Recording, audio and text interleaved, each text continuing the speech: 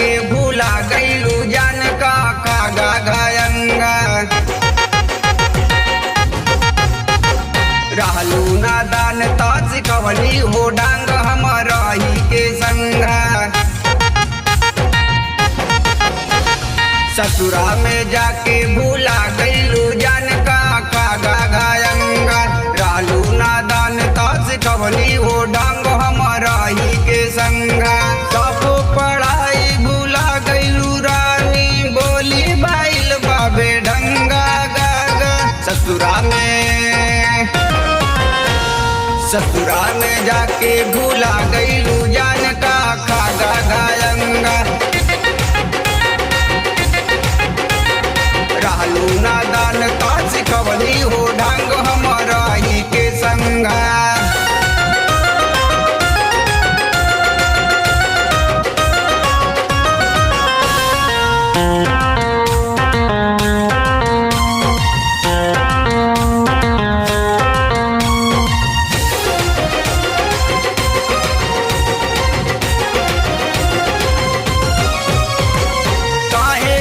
इतना बदल गईलू जान छोड़ी के ससुरा चल गईलू जान। काहे के इतना बदल गईलू जान छोड़ी के ससुरा चल गईलू जान। दुल्हा तो हर बाटे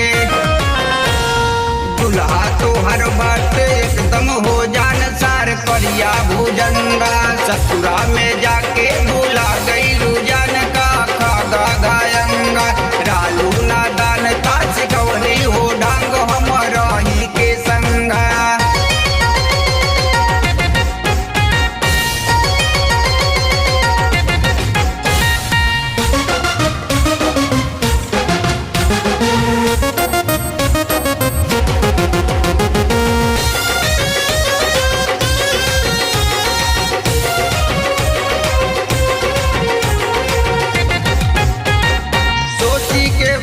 जान तन खाता भेजा